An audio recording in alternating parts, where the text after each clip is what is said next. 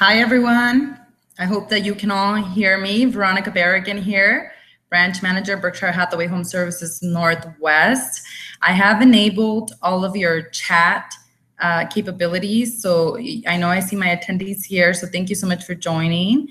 Please do chat with me here at the bottom and let me know if you're on here by telling me hi, just so that I can make sure that we are working here and that our attendees are able to listen to me. So if you can hear me and you can see my screen, please chat right here on the side and click on there and just say hi. So can you guys hear me?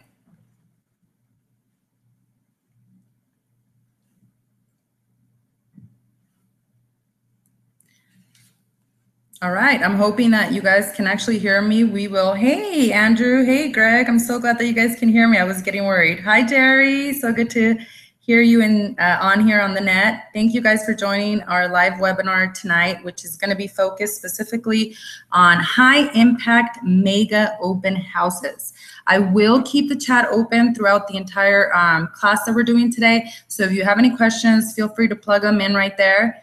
In the end, we are going to do a Q&A as well. There's a lot of great things I'm going to go over today, so I don't want to miss any of your questions. So be sure to just let me know if you have any questions at all. So we're going to go ahead and get started. I'm going to go ahead and share my PowerPoint with you guys. So after I show it, can you please just write on there or chat with me and tell me yes that you can actually see it. So this is what it's going to look like. Okay, here we go. Tell me if you can see it.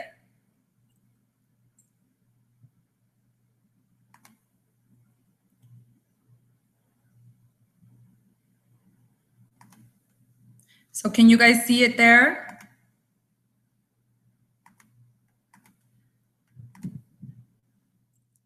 Okay, please chat and type in yes if you can see my PowerPoint at this point.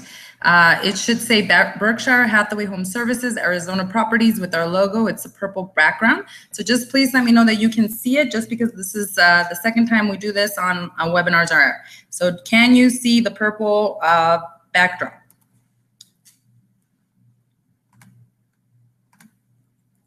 Awesome, awesome, awesome stuff. Thank you guys so much for your help. So I will be using mostly the PowerPoint, and I'll go through it and check back with you guys to see if you have any questions.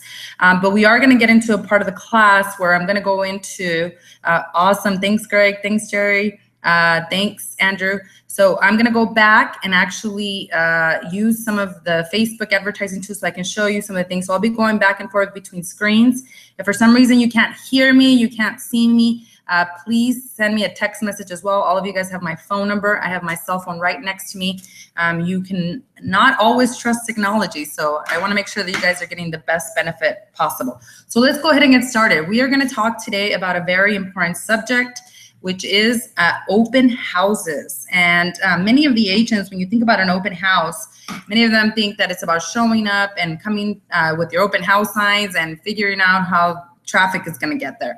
But I really want to discuss today all of the pre-marketing lead generation opportunities that are available to you, even if it's not your open house. And then also what happens during the open house and what happens afterwards. How do you follow up and convert these leads? So without further ado, let's go ahead and get started.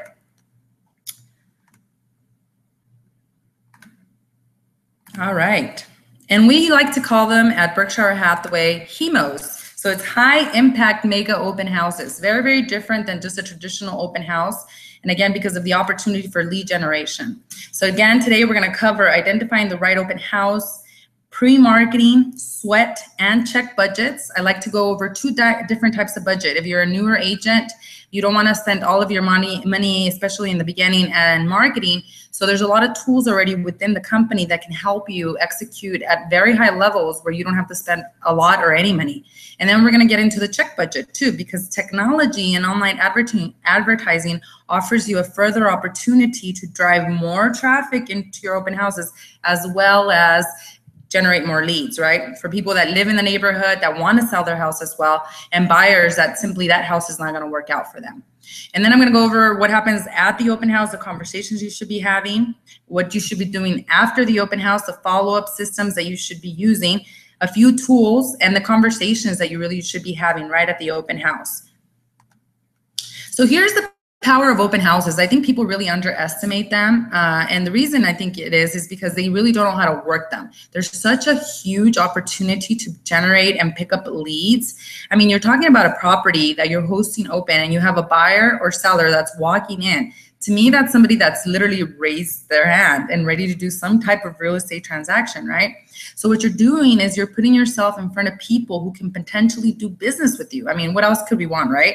In this real estate game and in this industry, it's all about contacts. How many contacts are you making per day? In a successful open house, that you can generate anywhere from 15 to 45 people coming in, traffic into your open house if you really do this correctly.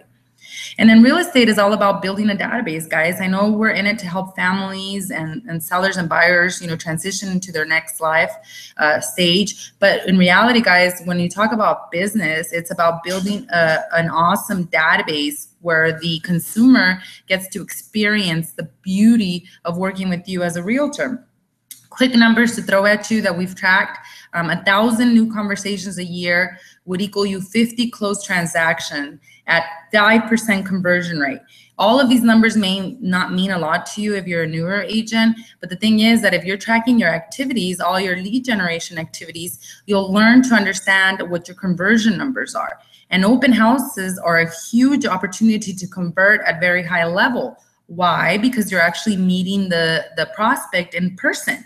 If you throw out the flyer via mail or you hand deliver it, but you don't actually make contact with them, even if you do an online ad, it's a very different experience than when you're dealing with a consumer right in front of you. You have a very short amount of time to make that impression of, I'm able to work with you. I have the knowledge and skill set, which even as a new agent, it's all about just preparation. And not only that, you get to meet me and my personality, and I get to meet you and your personality to see if we're a good fit to actually work for each other. Even if they're walking in there, guys, with no realtor representation, with realtor representation that they're telling you they have a realtor, then why are they there without their realtor? This is an opportunity for you to actually help them if they don't have a buyer broker exclusive agreement, to help them and become that realtor where they don't have to go shopping around and trying to figure out who's going to help them. The key is adding people to your database, guys. Consistent follow-up, email drip campaigns, text campaigns, phone calls, social media. The money is in the follow-up, and we're going to go over a really good follow-up system, especially for your open houses. Open houses, again, convert at a higher level because you've had that personal touch. And so the campaign or the follow-up system is going to be very, very different than a very cold lead that maybe comes from the internet. So I guess what I would really start with, number one, is identifying the right open house. And we look at 3 different things: geographical location, demographics, and economical, right? And all of these 3 things really consist and deal with your business plan. Who is your audience? Who are you trying to cater to? Where is the opportunity as far as location to actually come in and take over as a prominent realtor, a prominent farmer within that neighborhood? So here's one of the number 1 questions that I get from agents is, when is a good time for me to do an open house? When is a good day? What should I pick? And here's my criteria on that.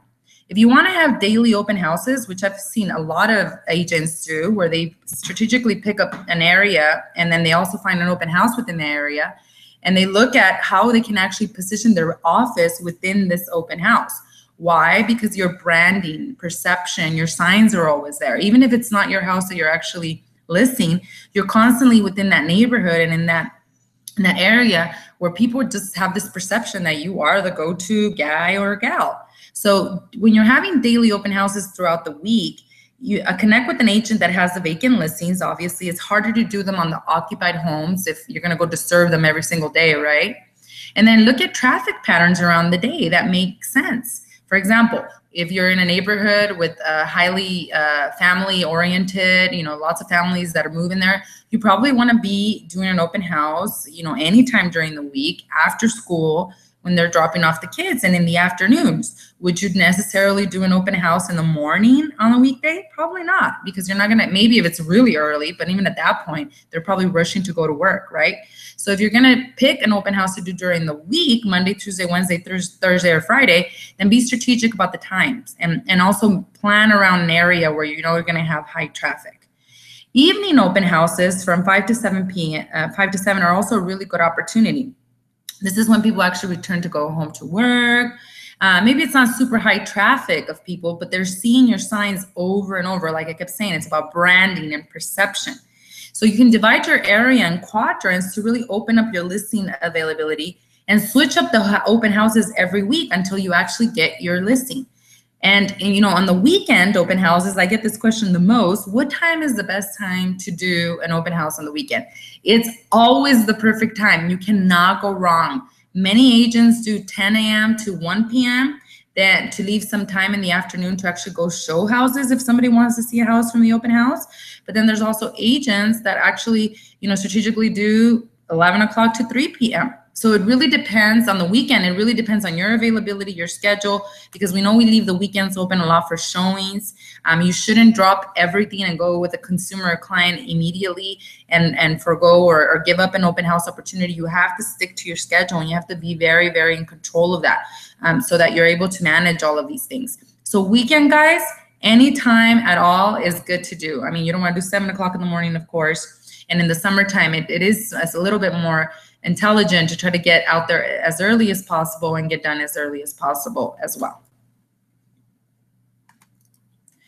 All right, pre-marketing. And I really think that this is where a lot of agents get lost. Here's the thing, guys. Most agents will show up to the open house, and their marketing for the open house is, let me put some signs out and hope somebody actually comes in. What they're not understanding, and even if it's not their listing, especially if they're hosting open houses or sitting open houses for other agents, is the opportunity to lead generate and to actually make a presence within the community by doing this pre-marketing that I'm going to go over. So in the best world possible, what you're really doing is you're choosing your open house 5 days prior to it actually even occurring. I know that on our email blast, we get tons of requests for all of you to do open houses all day throughout the week. And most of them come at us very, very heavily on Wednesdays, Thursdays, and Fridays. It doesn't give you all the opportunity to actually be doing all this pre-marketing. But I want to just invite all of you and challenge you to be proactive and to actually look at our company listings in the MLS, look at our listings that are coming up, and then see what you call the agent and find out if you can sit the open house for them. Many of the agents, especially if they carry 10 to 20 listings per month, they don't do their open houses anymore. So they're always looking for agents that are going to host them and do them professionally. So be proactive. Don't wait around for the email to come through Berkshire or through our Facebook group pages asking if you're available to do an open house.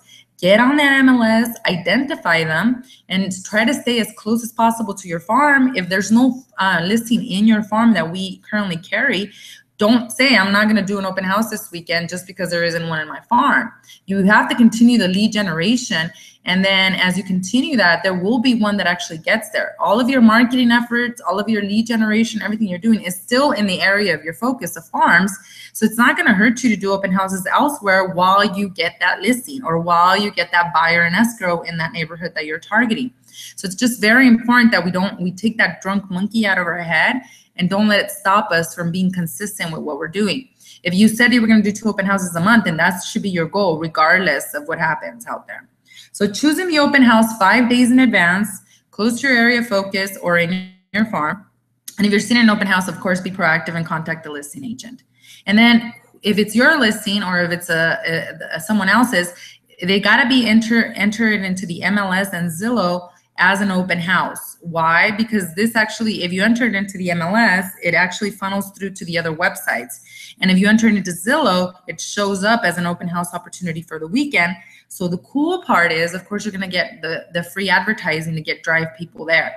I do get a very high percentage of traffic that comes from Zillow if it's done correctly. So one of the things you have to really make sure is if you're sitting someone else's open house is that they're actually posting it on Zillow.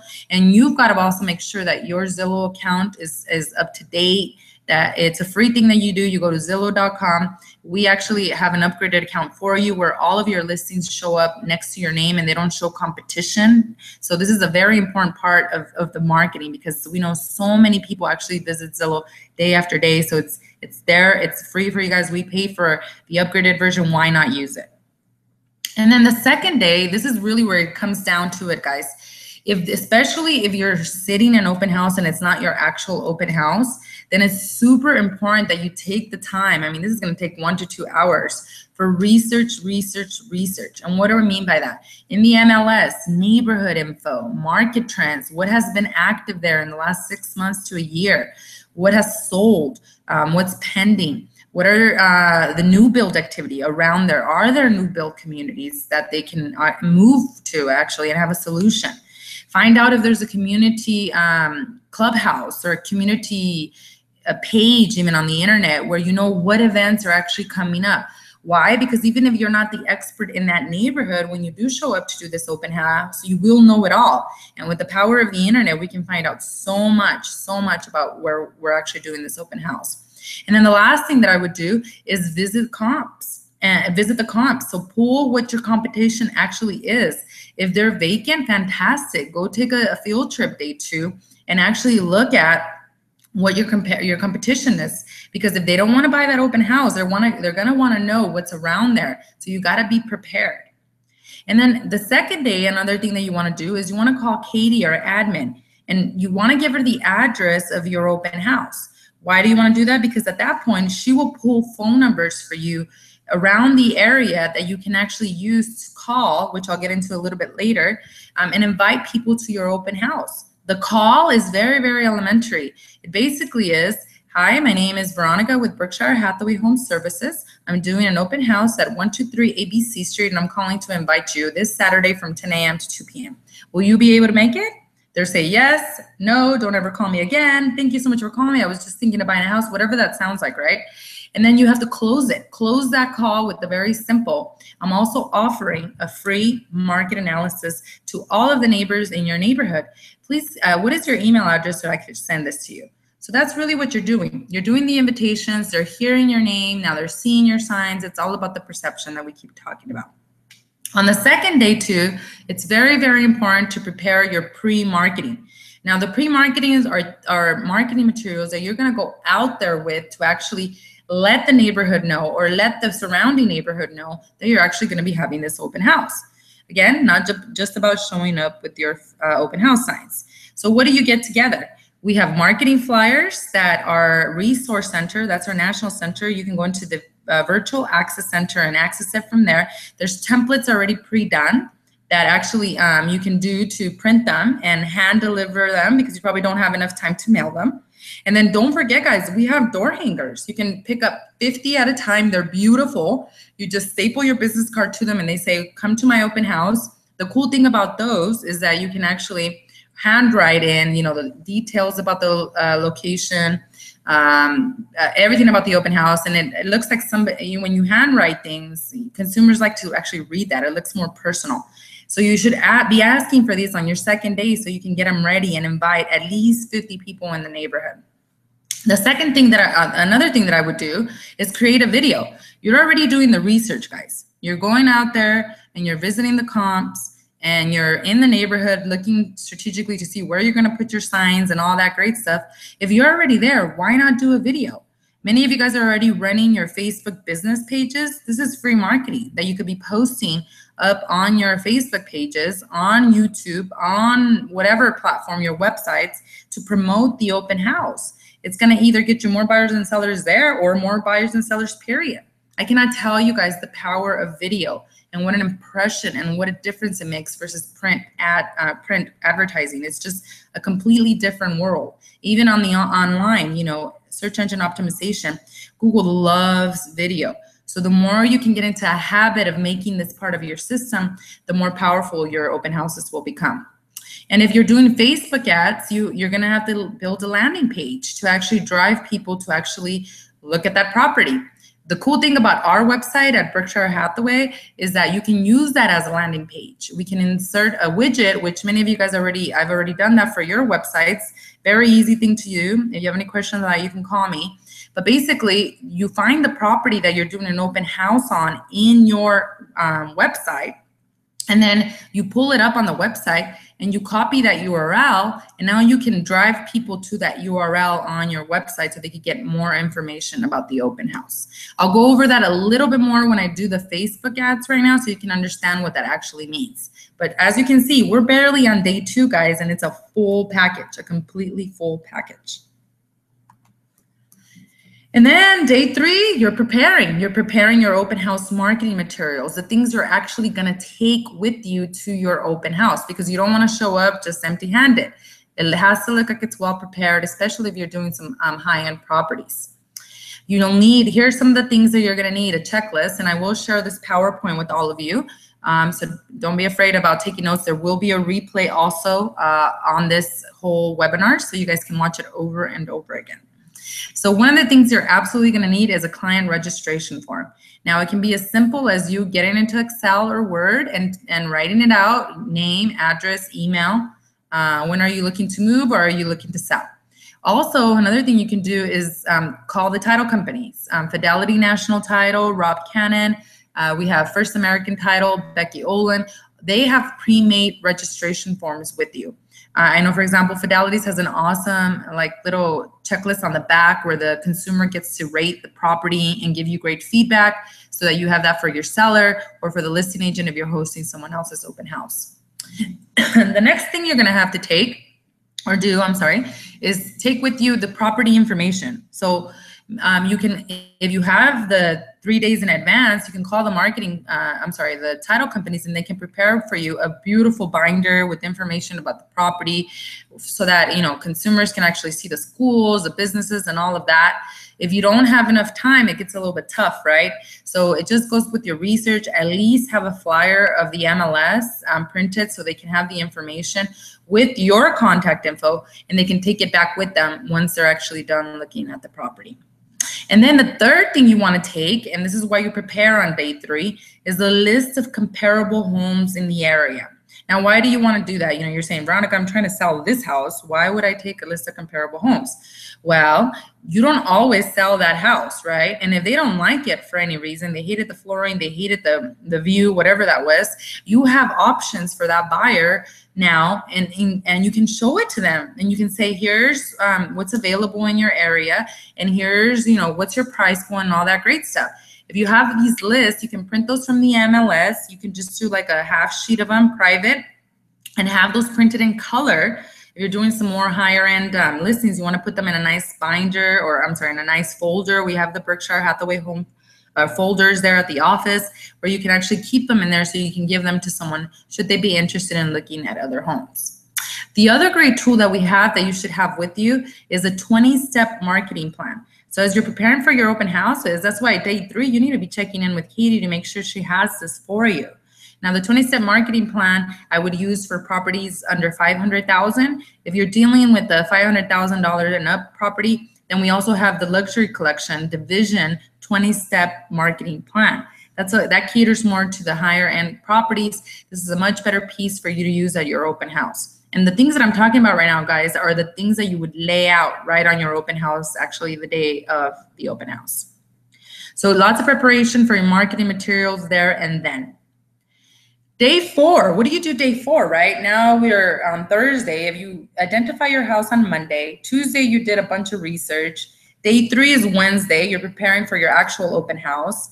Day 4, now you have your call list to actually invite people to your open house. So you're going to spend at least a couple of hours, you know, making calls and inviting people to their open house, taking down their email addresses if they're interested for a market analysis, et cetera, et cetera. At that point too, if you're going to be doing the online advertising, you want to be running a Facebook ad, which should cost you at the low end about $5 a day. But at this point, you can actually promote it to people within that area as well that you're doing this open house, and drive them to your website and drive them to your landing page where you can capture their information.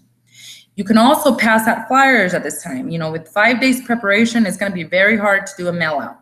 So either you can do it yourself if you're on the sweat budget. You know, I've heard from numbers, you know, that it takes about an hour and a half to do about 100 flyers yourself. Of course, that doesn't include the higher end properties or any acre homes where you have very wide gaps between the homes. But there's also flyer delivery companies that will pass out, 1,000 flyers for $70. So it does save you a lot of money and time. We'll go over the sweat and check budget on these strategies to see which one you actually want to take in for your business. And then day 5, you actually call to invite them. Again, you probably will not finish. When we send you the Cole Realty phone numbers and we send you all of these different resources, there's a ton of phone numbers in there that you can call. So give yourself a goal, whether it's I'm going to call 50 people today and 50 tomorrow, or I'm going to spend 1 hour today on calls and 1 hour tomorrow. But day 5 should be really about still connecting and talking to people about this amazing open house that you're actually going to do. So you see why it's so important to do this 5 days in advance. There's nothing there. You can't do it if you don't have this time in advance. I know many of you guys have been very successful with them. You had great traffic. That's fantastic. But if you really want to do a high impact with very heavy traffic, you really want to follow this timeline. All right. So I talked to you guys about budget and sweat budget versus check budget. Sweat budget, again, is your time spent in utilizing the tools that Berkshire Hathaway has for you. And then check budget is when you involve a little bit more technology and leveraging out your actual activities. So just really quick on the sweat budget, which is right in this area, you're going to do calls to BHHS AC. I'm sorry, calls through BHHS. So we have a service called Cole Realty where basically you would just need to send Katie or our admin Betsy over at Tremonto an email with the property address, and they will pull 1,500 records around that area. Many of them have phone numbers, not all of them, but this is a free service, you guys. If you want to try to get on Mojo Dialer or Landline or Radix, those services are not cheap. So please take advantage of our free call service. The second thing is the door hanger invites. If you don't want to spend money on printing, if you don't want to spend money on creating the flyer and all that great stuff, which actually to create it, you don't need to spend money, but the actual printing, then you want to use ours. You want to do our door hangers. They're very, very nice. Katie keeps them at the front. Betsy will have them. You can grab them from Katie as well. And that's, you can take 50 at a time. So that's free, 50 free invitations for people to come to your open house. Food at the open house. If it's especially a higher end property, you definitely want to have some type of appetizer, not appetizers, I'm sorry, that's way too complicated. Some snacks and water, especially in the summertime, just be conscious of how hot it is out there. If you partner up with the lender, we have Freedom Mortgage, who does a great job with the delivery of catering the properties, as well as helping up with the food and all that great stuff. You can contact them and they can help you actually leverage this cost. Open house signs, those things are going to get expensive, right? As a Berkshire agent, you can check them out. We just ordered a ton more new ones. Check those out. That's why it's so important for you guys to be doing your research 2 days and 3 days into, or 2 to 3 days before the open house, so you can see how many turns it's actually going to take to get there, and you can calculate how many open house signs you will need. And you want to check those out. If your open house is on Saturday or Sunday, you want to get those checked out Wednesday at the latest. That way we don't run out. But again, we have a ton right now. So just as soon as you're done, you just return them back and we're all good to go. Now, of course, if you did your own open house signs, which eventually all of you guys will want to do that, especially as top listing agents, those are going to brand you. They're going to have your name. They're going to see your name all over the place. So of course, it helps tremendously. Your database, you absolutely need a database, guys. If any lead generation activity that you're doing, if you don't have a database that's going to follow up with them, then you really are just wasting your time doing whatever you're doing out there in the activities, especially open houses. We can drive 12 to 40 people to our open houses, but then if we have no follow-up system, it's going to kill you. You're going to burn out on lead generation. You're going to basically say these open houses don't work. The buyers and sellers don't necessarily pull the trigger immediately that day, especially if you're doing higher end properties. You got to have a follow-up system. And we'll go into a database follow-up system with you guys right now, and also just a follow-up system in general after you have identified what kind of lead you actually got. And then a video. Videos don't cost you anything. There's Splice, that's a free application. We have Videolicious that the company provides to you completely for free. I have a new cheat sheet that will show you exactly how to use it, and I'll post it on our Facebook group page. But that's $0, guys. So you have 2 opportunities to really be doing a video. pre-marketing when you're visiting and researching and doing all that cool stuff, but then also when you're actually there at the property, right? To promote the fact that you're doing the open house and to send a thank yous with a video instead of actually doing the traditional stuff, which is a call and mail out. You'll do both, but it's important that you do as many as possible. Balloons. We want to make high mega impact open houses look like a circus, even if it is a high-end property. We want to catch the attention of the neighbors. We want to be able to say, hey, you got to walk in here. I don't know what's going on in this house, but I have got to go see what the action is. So we have balloons that you can actually pick up from, they're at the Northwest office right now. There's helium, there's a helium tank in there.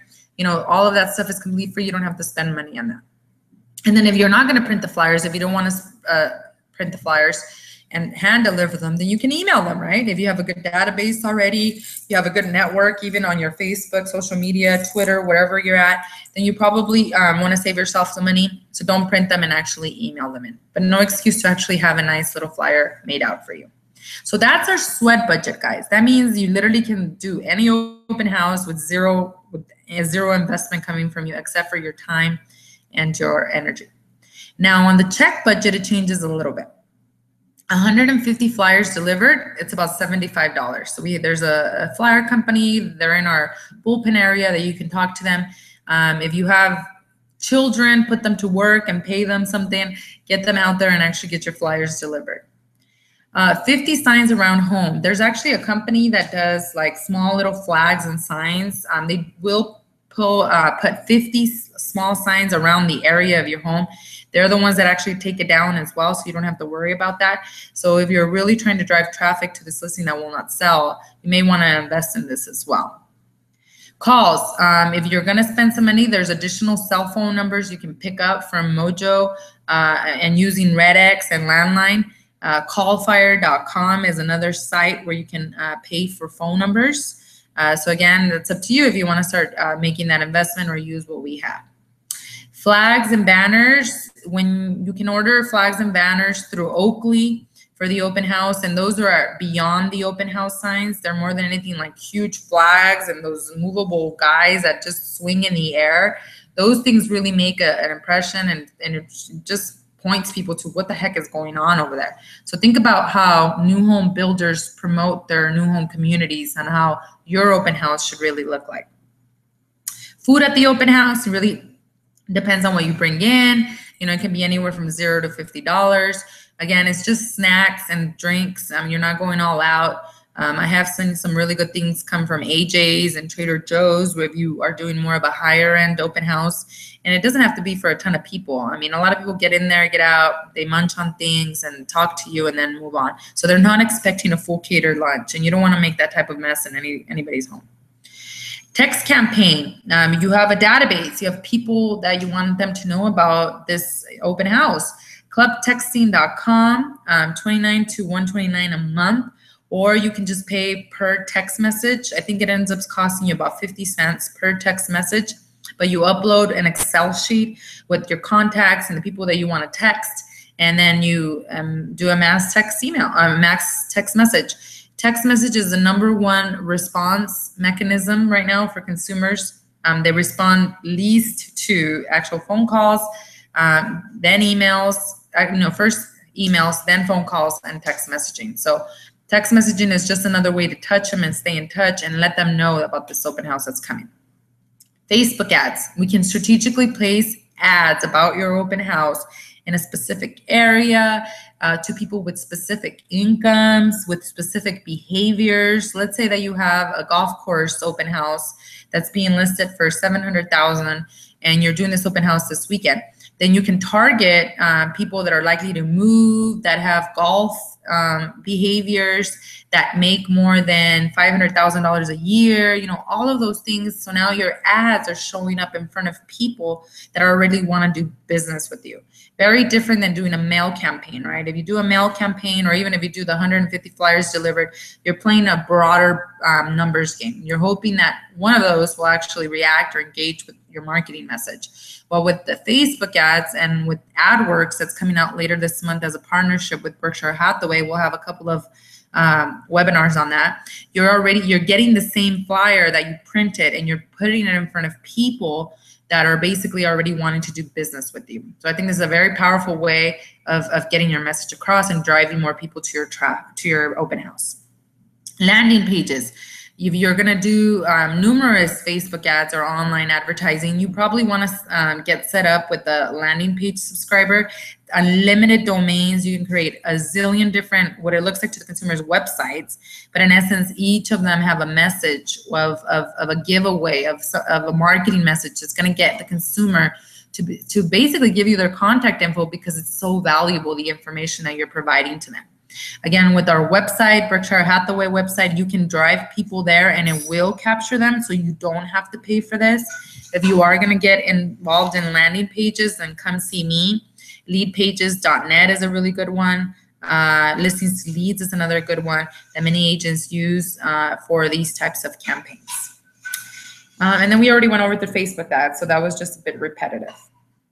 Okay, before I continue, guys, I'm going to go back to my screen and see if we have any questions here. So hopefully you guys are here. And any login for Zillow and creating an event. Okay, I'll get back to you on that question, Jerry, in a few seconds, okay? All right, so let's go to the second thing. We talked about sweat budgets and check budgets. All right, so the power of Facebook ads. I keep talking about this, and I want to, before we actually talk about the actual what happens during the open house, how do you promote an open house on Facebook, right? So I'll give you a quick tour here on how we actually do that. And if for some reason you can't see my screen, please text me and I will make sure that it's working. So right now, what you should be seeing is my Facebook page. And I'm going to use this property right here. So this weekend, you have an open house at 26427 North 41st Lane in Phoenix. So we need the address. That's the first thing. And then the second thing, if you don't have landing pages yourself, then you would want to look up the property. Oops, excuse me. Look at the property on your website. So you are going to go, you have your own domain and your own website where you can actually look up the property yourself. So this one was, let's look at it here. I don't know if it's going to show up, guys, because it's pending, but let's hope that it does. We can use the same one. So when I looked up that address, it shows up here. I don't think it's going to show up. Okay, so it's not going to show up because it's pending, guys, but let's just say that on our site, this was the actual property that was active, right? So I'm going to click on the actual property. Do you guys see how this pop-up showed up? Sign up today, receive exclusive benefits from Berkshire Hathaway Home Services.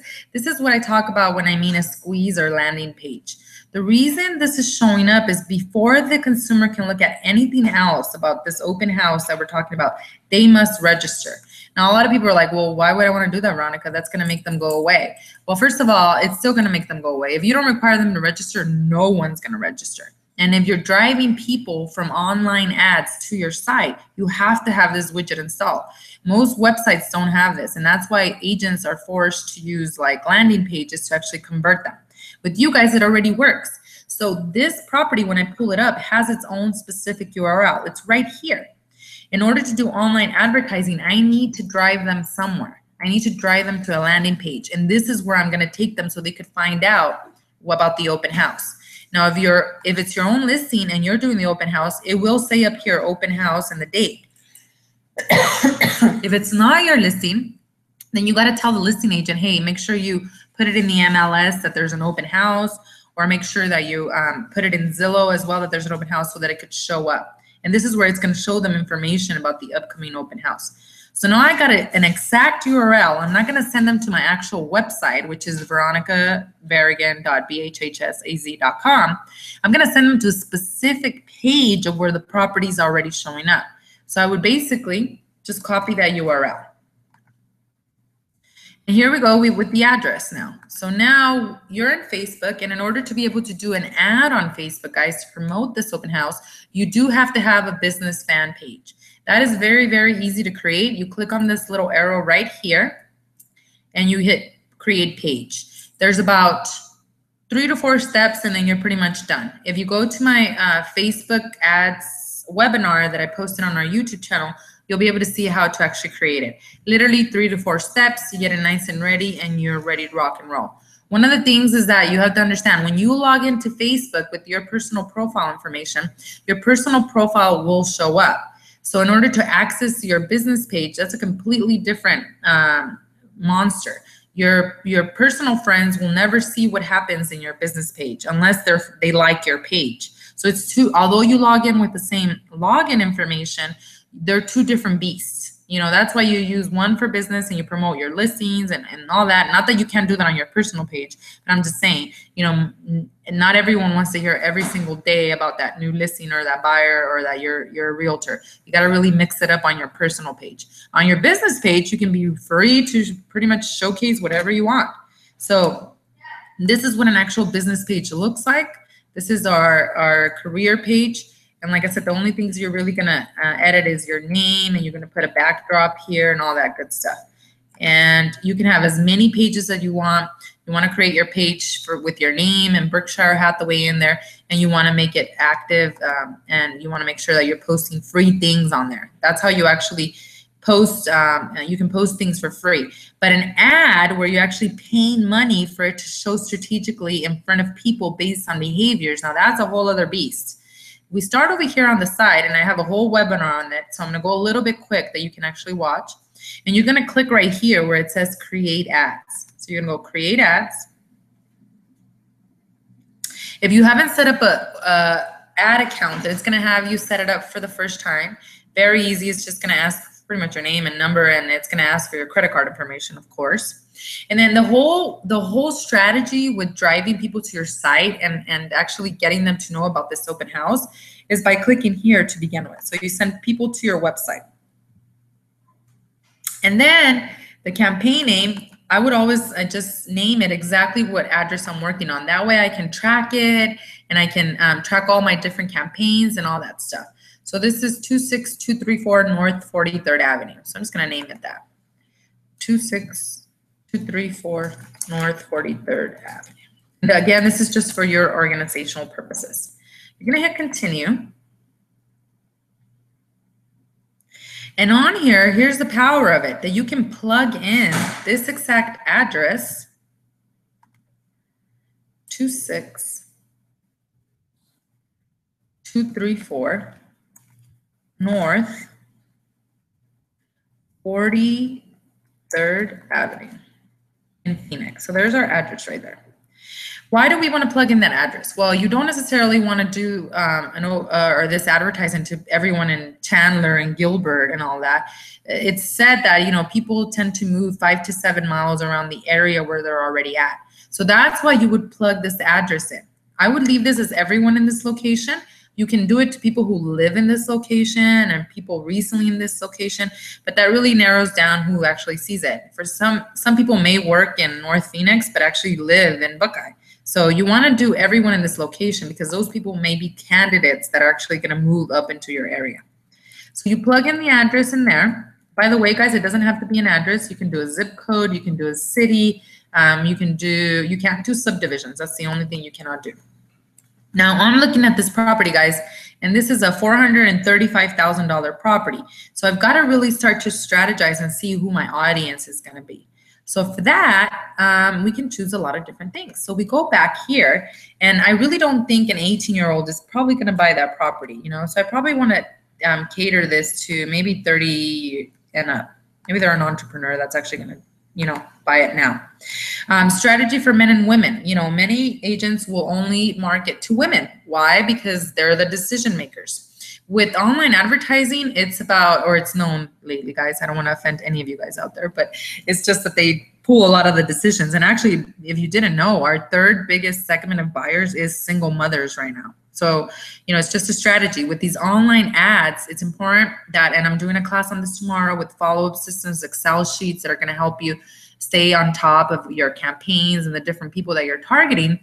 It's important that we have like an Excel running sheet that looks at what behaviors we picked, what we chose as far as an area, the visuals that we're doing for advertising to see what our conversion rates are, who's turning into an actual client versus just somebody who who is giving me their email, or maybe even giving me a wrong email address. So I'm going to leave it for men and women for this particular one. If you're targeting a particular culture or a particular language, this is a great place to actually plug it in there. Spanish, you know, if you have a Chinese, whoever you're targeting, it would be a good idea to do that right there. But for an open house, I'm not going to use the language as behavior. Detail targeting is really where it's going to be at, guys. If it's a $435,000 home, you can put as many behaviors or as little behaviors as you want in there. Now, if this was a golf community, I would definitely plug in golf in there so that people that are in the golf community can actually check it out and see it, or already living within that golf community. Another thing that is cool on here as far as behaviors is you can do likely to move. So let's look at likely to move. You can do that. Now, how does how does Facebook track this, and how do they know that someone's actually likely to move? Remember, they do a lot. Facebook is all about the technology and keeping track of your searches. So even if you're not doing it on Facebook, if you're doing it on Google or you're doing it wherever else, they track the searches that you're doing. So if you're doing moving trucks, or if you're looking for homes, they basically have you on in this little niche that is really positioned to be someone who's likely to move. Also, your Facebook status updates, the people that you engage with already. I mean, there's so many things as far as tracking that's already implemented, and technology has gone so far. This will be the only method of selling in the very near future, I believe in the next 3 to 5 years. So important for you guys to already know about this. Likely to move is a really good one that I like. Right now, it's saying right here on the side, the potential reach is about 10,000 people. You want to do a good number is about 20,000 people. So this one really narrowed it down. So even though it's only 10,000 people within that area, your leads are going to be much stronger. If you took that out, yes, it's going to show it to a lot more people, potential reach, but those are people that are not necessarily ready to actually pull the trigger and buy or sell. These are people that are already looking to buy or sell, so it's going to make more sense for you to actually do it to them. Next, some of the next features that I love are like income. You can strategize and target. So if it's a $435,000 home, you know, their income is probably going to have to be over 6 figures. So you can pick on here people who make over that amount, and you would just select all of the different ones. And you don't have to do this again, guys. It's just about how many people do you actually want it to see it. But these are some of the behaviors you want to do in there. We have also, maybe you know that in your neighborhood, in that particular neighborhood, we have a lot of empty nesters. You know, there's a lot of people that actually are moving or are selling because their homes or their kids are leaving their homes. So you can do that as well. And will pop up empty nest on here. Other behaviors, let's say you were doing a lower price home where you knew a first-time home buyer would be perfect for it. You can actually plug in first-time home buyer. I don't think this $435,000 home would apply for that, but that's another strategy you can use. You can also target this to just the tenants. So anybody who is a tenant within that area will now get this ad in front of them. The ad, what it's going to look like, I'll show you right now on the third ad set that we're going to go through right now. But basically, it's going to show them a snapshot of the website that you're driving them to, and then it's going to send them to your website, and that's what they're going to see in the end, and that's where you're going to convert them. So lots of different behaviors. So see, with your research, if you're doing your research 3 to 4 days before your open house, then you can start pulling together all these different behaviors that you can use here on your Facebook ad. And you can start typing anything and see if it's available, because they do grow this list over and over, like every single day. And again, it's all technology based. They basically are knowing who has these behaviors based on your profiles, based on your searches, and all those different things. So again, it's more important that you understand the audience, the people that are actually going to see the property or who are interested in the property, to make this into a very powerful ad. The one thing with Facebook is that you must spend at least $5 per day. So as you keep going down, and you can save your audiences, guys. If this is an audience that worked really well for you, you want to keep using it over and over and over again. Now, real quick, because they did change this, the placements. Mobile newsfeed, fantastic. That means it's going to show up on your mobile newsfeed as well as your desktop. Instagram, you will have to, if you don't have up-to-date running Instagram account, then you don't want to pay for that, obviously, and you don't want to use it. So you want to check off the box. And not a lot of people are doing Instagram yet. The platform for Instagram is a lot of international. I think it's like 73% international users. So if you're going after the global market, it's definitely a great platform to use. But again, Facebook is king. You know, there's billions of people that log in every single month. So you have the best opportunity to actually get in front of more people here. You won't do anything with the audience network. You just leave it as is. Desktop newsfeed, you just leave it like that. And then this one is pretty important. Desktop right column. You want to remove that as well because we don't want our ad to show up on the side. People are trained that anything on the side basically is someone that wants to sell to them.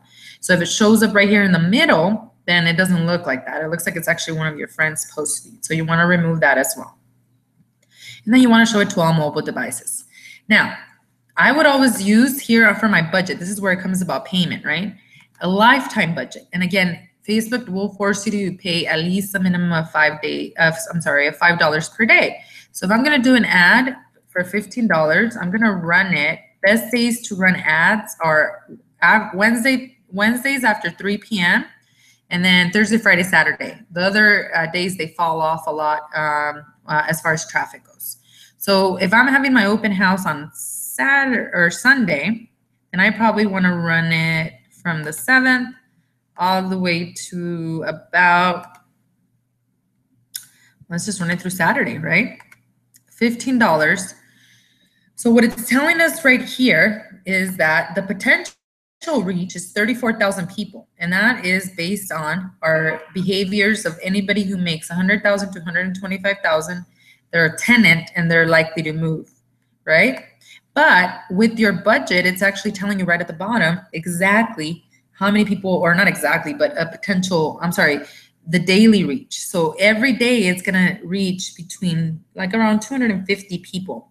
So this goes up and down based on how much money you actually spend. So you're doing it for 3 days, $15. Now we were doing it for 3 days, but if we're spending $30, which is double the amount, then it goes up to about 410 people versus the 250. So the more you increase your budget here, the more that you increase your estimated daily reach. But even for $15, let's look at this. You're talking about 250 people per day. So that's still pretty good. 250 to 50, 750 people for $15. It just seems a lot cheaper than, mailing out, doing the flyers that are going to cost you more money. So again, this is something that if you're going to do it, you have to have the perfect follow-up systems. You have to have an Excel sheet, which I'll share with everyone tomorrow, that tracks all of your different campaigns and the things that you're doing.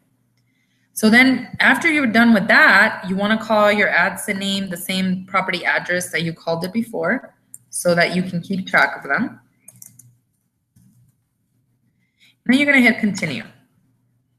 Now this is where the URL comes into place, guys.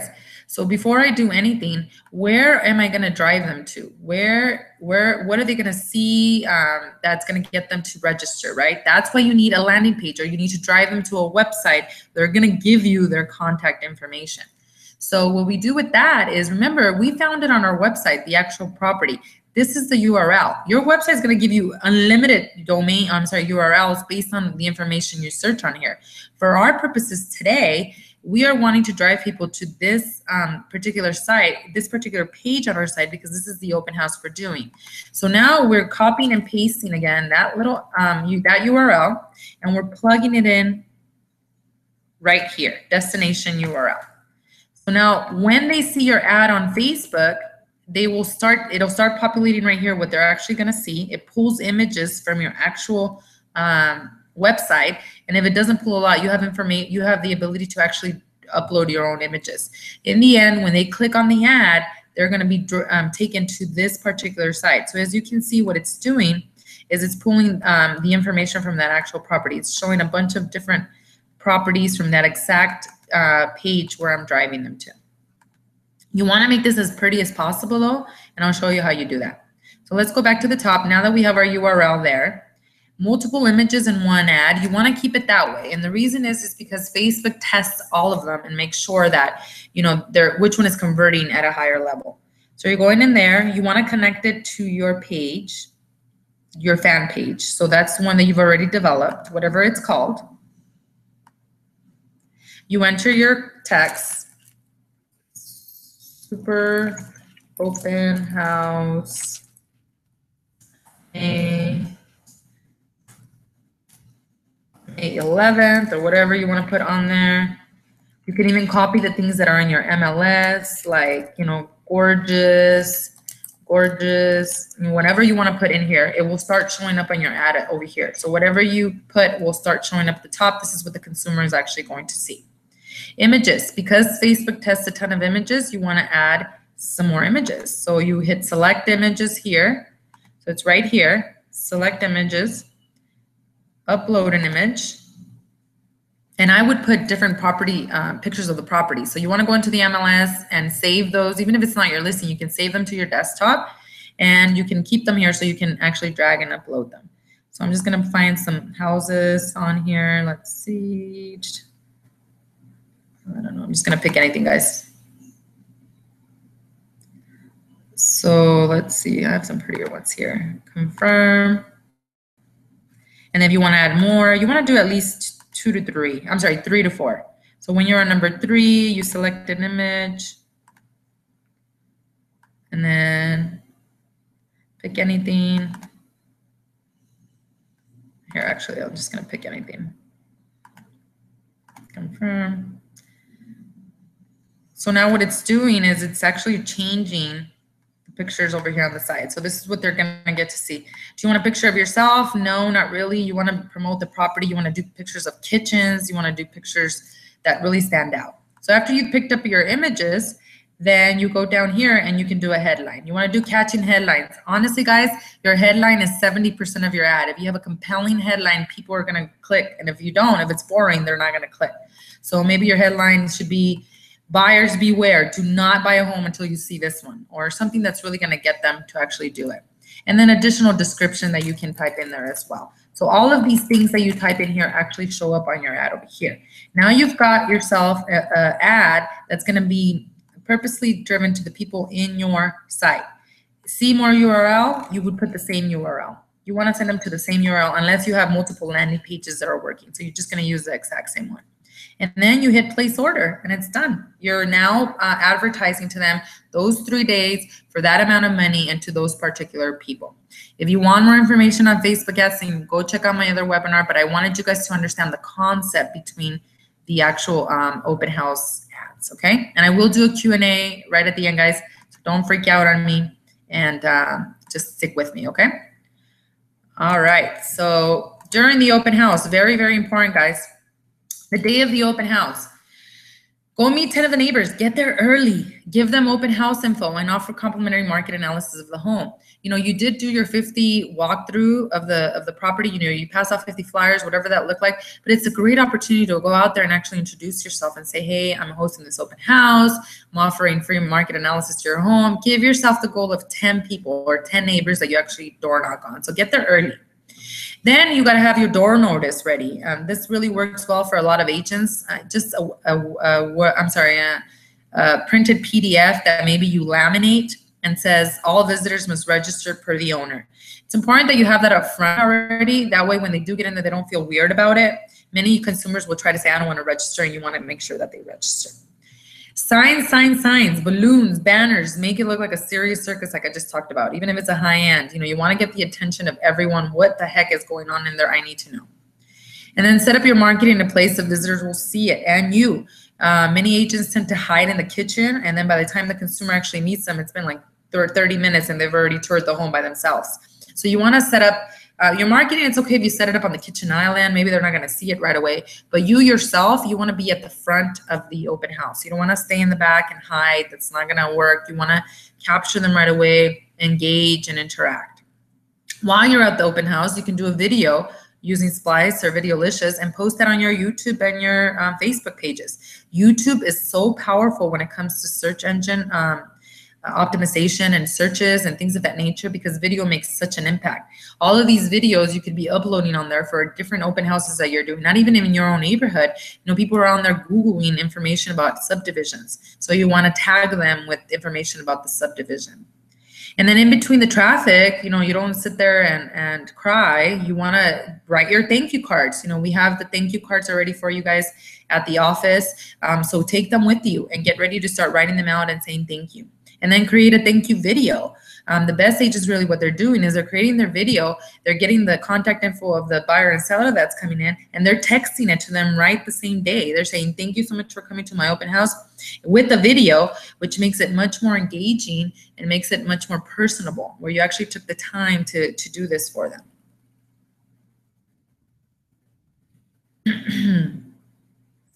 And then opening question for visitors. I think this is one of the scariest things, because you get to the open house and now you're like, what the heck am I gonna tell them, right?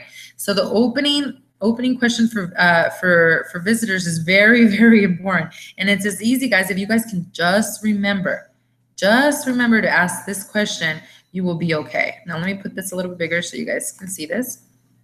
So opening questions for visitors. So stand at the front of the house and ask one question. Are you out shopping for a home today, or do you live in the neighborhood? This question really gets you to understand whether they're a buyer or seller immediately. It identifies them very quickly, and then you can direct them over to the sign-in sheet to offer them the items of value that you have for them, which we talked about, all those marketing things, even the water if it's there, you know, and plug them into your iPad then and now. What does that mean? There's some people that actually use registration forms on their iPads or on their laptops. Makes it much more easy to transfer over to their database. But whatever it is, if you're doing a sign-in sheet, first you're identifying who they are as a buyer or seller, and now you're taking them to actually give you their contact info so that you can actually follow up with them. After the open house, the money is in the follow-up, guys. So your open house should be about conversations, about having fun, getting to know people, allowing them to get to know you. But it's so important, guys, that you understand that the money is in the follow-up. It's always in the follow-up. Here's a quick chart that I pulled on the progression of a sale. You know, the first contact you made, 43% of salespeople have given up. And that is a true number, guys. 43% of salespeople, after one contact, if they don't say yes to them right then and then, they're done with that lead. And then they go and spend all their time on trying to figure out why their lead generation is not working and they're burning out. And the second contact, only 68%, 68% of salespeople have already given up. That's huge, guys. That's huge. And look at for contact number 3. 80% of salespeople have given up. I've seen numbers in the real estate industry that only 12% of agents follow up with the lead more than 3 times. That's crazy. That's absolutely crazy. And then contact number 4, low-hanging fruit is harvested here. That's where the money is, guys. After the third and during the 4th contact, that's where you start to engage in and classify your leads as hot, you know, cold, or someone I never want to work with. So it's important that you really understand that the money is in the follow-up, and then in order for you to have successful conversions in your open house, you have to have an excellent follow-up system. So what does that look like? Here's an example of your after follow-up system. This is something that you should be doing every single time after each and every open house. So here we go. The same day of the open house, you're gonna mail, and this is for sellers or buyers, so don't excuse this little typo right here. The same day of the open house, remember, you're at the open house, you're mailing a handwritten thank you card. Very, very important. People love that personal touch, and so few of us actually do that. And at the same time, you're doing a thank you video. Remember that you can now text to them and saying, thank you so much for stopping by. If you have any questions about anything about the property or what I can help you with the market analysis or help you with your future home, please give me a call or visit my site for more information. Same day, you're going to text them a thank you. That's exactly what the video should look like. And if you are doing just not a video and you're doing text, then you should have these messages already pre-written in your notes on your phone, where it becomes a system where you just copy and paste, and you're telling them the same thing over and over again every time you do an open house. Next day, I call this follow-up Monday, or I call this, if you're doing it on Saturday, some people wait till Monday to do the follow-up, or if you're doing Sunday, of course, Monday is especially perfect to do it. So next day, call them. Call thanking them for coming. First of all, if they give you your phone number, guys, that's powerful. That's why it's so awesome to do open houses. When you do online advertising, they're probably going to give you their email and that's it. And then you have to do a lot of spy work, which we have a lot of websites where you can find out who they are. But if you have a phone number, there is no excuse for not calling them. You're calling them to thank them, and you're also calling them for whatever they needed from you. If they were a buyer, they're going to need a home search email, from the MLS. And if they were a seller, they're probably going to need a comparative market analysis. That's actually going to tell them about the value of their home. The next day, you're also going to want to set them up on your drip email campaigns. So important. If you're using the Virtual Access Center, which you should be using, you can set them up on a once a month newsletter coming right from you. And to do this, just see me, because it's very easy to set up your groups and now assign them to a particular marketing campaign. That's at least 12 touches that you're going to be doing per year. That's pretty powerful. 83% of agents never stay in touch, guys, so you want to stand out. The next day, you're going to set them up on the other drip campaign. So you want to set them up on a marketing newsletter that they get every single month. And then you want to set them up also on a buyer or seller campaign as well, because they're one or the other. Even if they're not looking to sell right now, they own a home and they came into your house, into your open house to be nosy or whatever it was, they still are a potential seller. So you want to set them up on that drip campaign in your VAC. And if they're a buyer, same thing. Not only are they going to get your MLS search and your monthly newsletter, but they're also going to get up this specific drip campaign for buyers.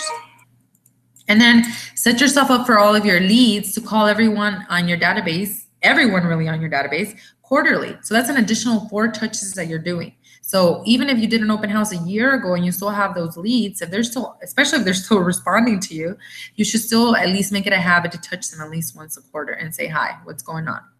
You can also take advantage of seasonal pieces and do at least 4 mail outs to them. How do you get organized with all of this, guys? Because it's a lot. Just understand that there's systems behind it that you can build to keep you on top of it. And also in your database, in your VAC, there's tasks in there that you can actually put. So you have these amazing marketing calendars that are making you stay on top of mind with your clients. And then every 6 months, call to active on the value of their home. As you're generating more leads and contacts in your database, it's not just about throwing them in there, guys, and just forgetting about them and hoping that the email is going to convert them. That's not what's going to work. It's going to work with a combination of touches. See, the cool thing that is after you're touching base with them, especially after the first 10 days and you're reaching out every other day, if they're not calling you back, you're texting, you're dropping off something at their house, whatever that looks like, you really start to get a better idea as to what type of lead they truly are. Are they A, B, C? Are they hot, mild, or cold? And you can categorize them in your VAC as well. Hot, you want to touch them at least once per week, either a phone call, email, or a text. If they're super hot, you better not just be doing emails, because that's not going to work. They're going to call someone else who's picking up the phone and talking to them. Mild, maybe somebody who's going to buy something in 2 to 3 months, but they're not ready yet, but you still want to do a minimum of 2 touches per month. Again, your email system should work in itself, but then we have to set up a follow-up system with text messages, now social media interaction, and things of that nature. And the cold leads, those are the ones that said, I was just looking, I'm a neighbor, at least 1 touch per month. Remember, it's all about the database, growing the number of people you can be in front of so you can convert them. There were many times when I put a lead into my database and I didn't close them for a year, 2 years, even 3 years. But I always had consistency. Why? Because I always had the database growing and the number of contacts that I actually work with. So you must commit to your open houses, guys. Don't feel let down with low traffic days. Even if you have 4 people show up, but you had 1 good buyer lead, it's totally worth it for 2-3 hours of actually investing and being present there in the open house. Stop convincing yourself you're not working or don't have a job. You do have a job. It's so important that you guys take control of your time and you set up your goals as to how many open houses you're going to be doing a month. So you have all of this time to prepare pre-marketing and during and then afterwards. You can literally generate and create an awesome business with just strategically doing 2 to 3 open houses every single month. I think that if you just focus on that, forget everything else, forget all the other lead generating opportunities, especially for new agents, focus on that and the rest will fall into place, because you are doing lead generation and if you're doing it the way I'm showing you, you're getting at least 12 to even 50 leads just from your open houses, from doing 1 to 2 a week. And honestly, if you did do an open house 5 days a week consistently, that's 20 hours a week. So you'd be making more than 90% of the real estate agent just by working those 20 hours a week. That's where I'm talking about management, time management, and being strategic. The problem is we stop, and this is with everything, with all lead generation. There's a return of investment that takes time, guys. So if we stop, we're never going to really see the fruitions. Farming is the same way. Expired marketing is the same way. Visible marketing is the same way. Open houses are not different. It's about staying consistent and getting those contacts. And we do sabotage the process. It's easy to cancel them and not do them. It's really simply a choice. So now we're going in. Are you fully in or are you fully out? I'm going to open it up to questions. Should you guys have any right here on the side. So feel free to shoot them my way. It was a very quick webinar, especially on the Facebook ads. But again, you can watch my other Facebook ads tutorial to actually get a better idea on how to execute those at a high level. So do we have any questions here at all today, guys? Do we have any questions?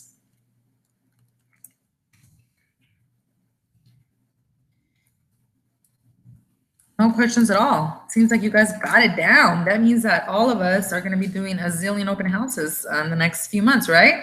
So if you're going to be doing open houses in the next few months, so raise your hand or just put on here, are you in or are you out? Awesome. Awesome, Jerry. Are there logos to use on our Facebook fan page? Yes, that's a good question, Andrew. If you go into the VAC system, the VAC system or Berkshire Hathaway, and you go into marketing, and I'll share my screen with you guys so you can see it. There are higher resolution logos that you can actually use. That is a good question too. So let me show you. Now the VAC system is through our website. And then you log in at the bottom. You have your users and passwords for that. Okay, just kidding, guys. Let me go back here.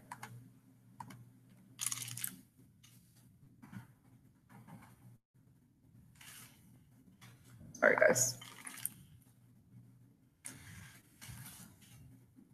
I don't know why it's doing that.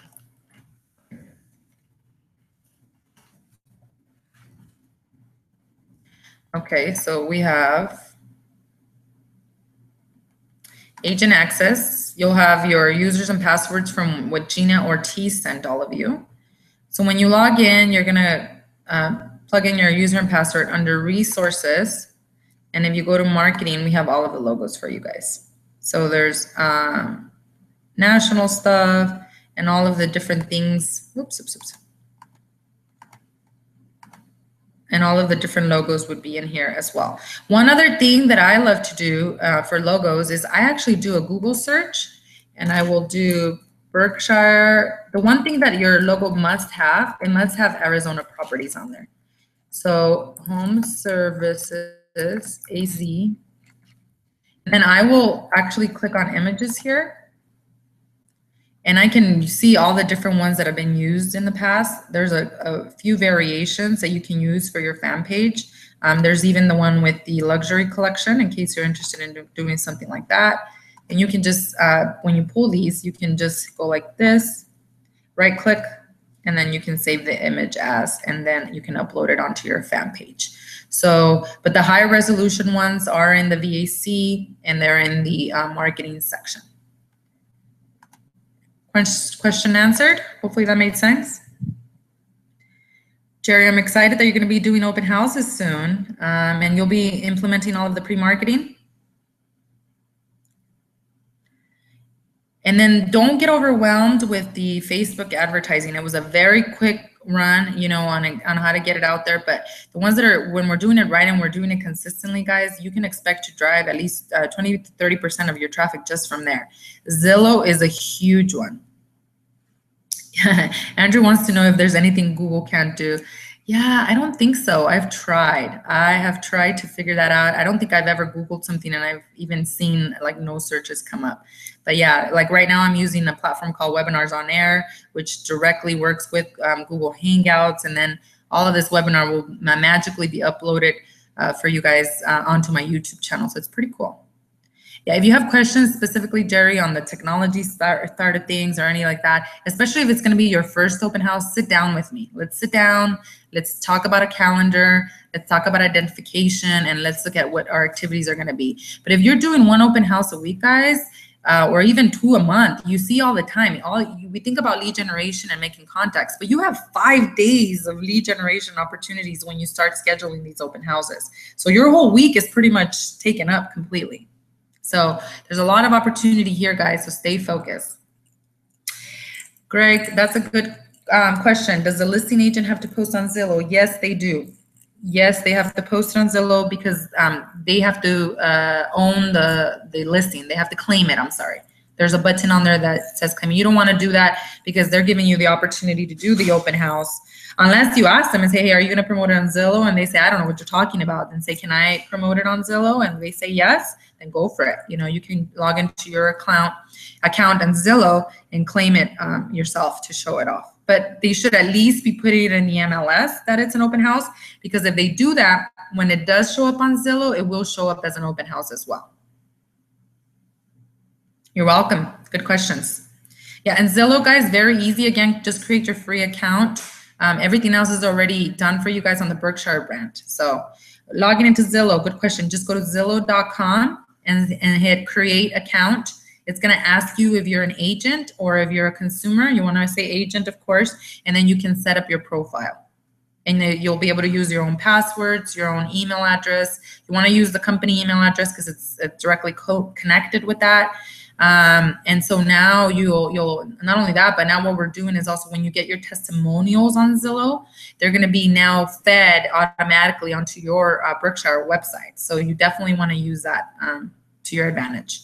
For me, I think the biggest driving traffic, Facebook ads, the door knocking before, and the actual door knocking, Facebook ads, and then the calls would be like the last of my success rates. So Zillow, Facebook, those are going to be king. And then the rest is when you're in person with the people. So if you're door knocking before, then that's what's really going to help you. Awesome. Any other questions? I know it was a ton of information. Anything else that I can answer for you guys at all right now?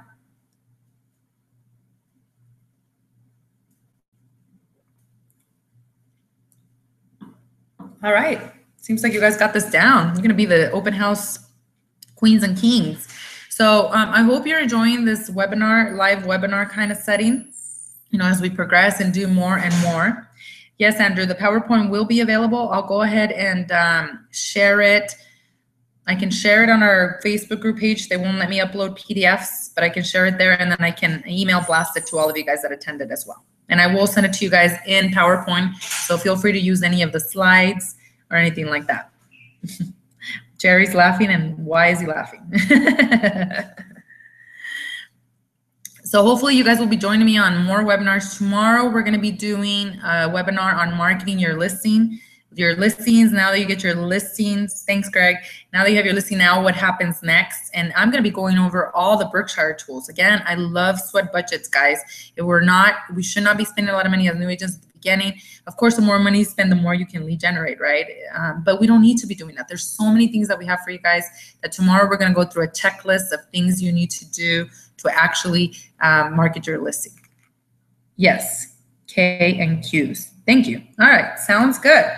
All right, guys. Well, I'm going to go ahead and stop the broadcast now. If you have any specific questions, feel free to reach out to me. You know where to find me, cell phone, email, all that great stuff. And then please pre-register for the webinar tomorrow if you're going to join me. That way you have all your access info. I will start on time tomorrow. It was a little bit with technology. I started about 2 minutes late, but I will start on time tomorrow. Thank you, guys. It was a pleasure hanging out with you guys on this Google Hangout. Reach out to me with any other questions. Have a great night.